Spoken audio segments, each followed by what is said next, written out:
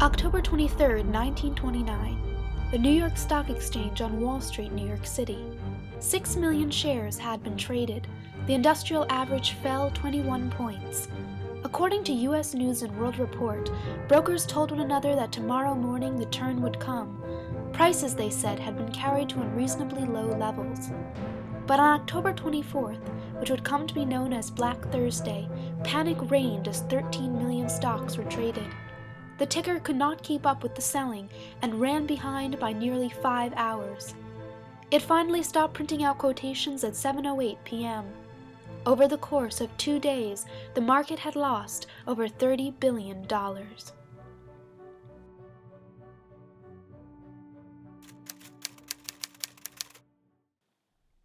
From 1929 to 1933, production at the nation's factories, mines, and utilities fell by more than half. People's real disposable incomes dropped 28%. Stock prices collapsed to 1/10 of their pre-crash height. 1 out of every 4 Americans was out of a job in the darkest days of the Depression. Breadlines stretched across city streets. Shanty towns appeared in New York City's Central Park. Food riots broke out. The Great Depression would go down in history as the longest and most economically devastating depression in the history of the United States.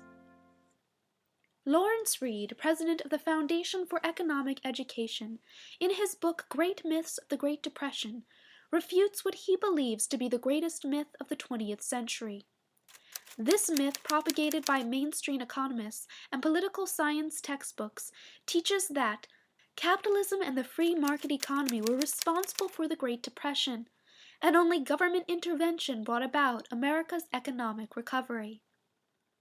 The Great Depression should have run its course in 2 to 3 years' time, like other depressions in the nation's history. However, the Great Depression was 3 times longer than the worst depression up to that time. Reed's thesis is that the government caused the Great Depression and compounded its initial errors with a series of additional and harmful interventions. Reed argues that the Great Depression should be understood as 4 consecutive downturns rolled into one. These 4 phases are monetary policy, the disintegration of the world economy, the New Deal, the Wagner Act. Reed pinpoints the start of the Great Depression as central planners' failure at monetary policy. Reed shows that the cause of the Great Depression cannot be attributed to frenzied speculation in shares fed by excessive margin lending. According to economist Gene Smiley, there was already a long history of margin lending on stock exchanges, and margin requirements were no lower in the late 20s than in the early 20s or in previous decades. According to Austrian school economists, government inflation of the money supply will lead to a boom-bust cycle.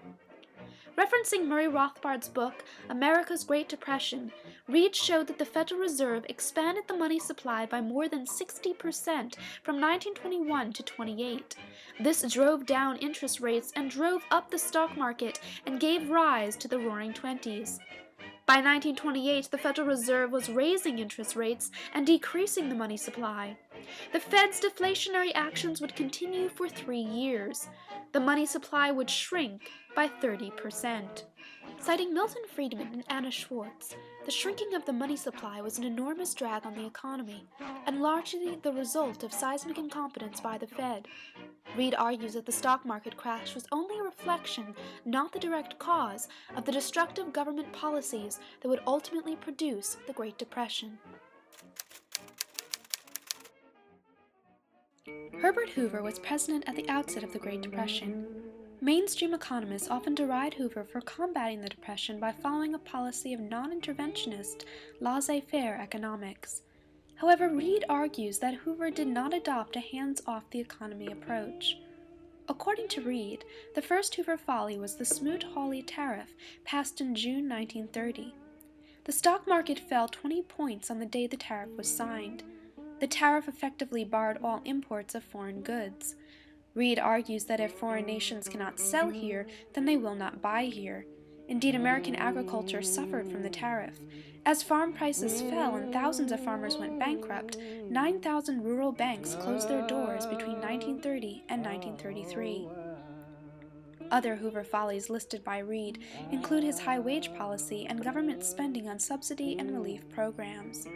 Rexford Guy Tugwell, who helped Roosevelt design his New Deal policies in the 1930s, stated, "We didn't admit it at the time, but practically the whole New Deal was extrapolated from programs that Hoover started." When Roosevelt won the 1932 election, Congress soon gave him the power to seize the gold of private citizens and fix the price of gold. Reed observes that by rejecting the gold standard, Roosevelt helped remove most of the remaining impediments to limitless currency and credit expansion, for which the nation would pay a high price in later years in the form of a depreciating currency. The federal debt skyrocketed to 73%, and numerous tax hikes were imposed. As part of his New Deal, the National Industrial Recovery Act was passed in 1933, which created the National Recovery Administration. The NRA enforced more than 500 new production codes that raised the cost of doing business by 40%. Roosevelt's Civil Works Administration evolved into the Works Progress Administration. The WPA created a wide range of unnecessary jobs, like cataloging different ways to cook spinach. FDR's programs did little to help the economy recover. Between August 1937 and March 1938, the stock market crashed nearly 50%. Reed writes that FDR's economic stimulus had achieved a depression within a depression. Economists like Paul Krugman blame the 1937-38 collapse on a reduction in government spending. According to Reed, these Keynesian economists argue that Roosevelt caused the collapse by reining in expenditures after nearly doubling federal spending in his first term. However, Reed argues that Roosevelt's reduction was less than 1% of GDP. According to Reed, the National Labor Relations Act of 1935, better known as the Wagner Act, was the true tipping point in causing the depression within a depression.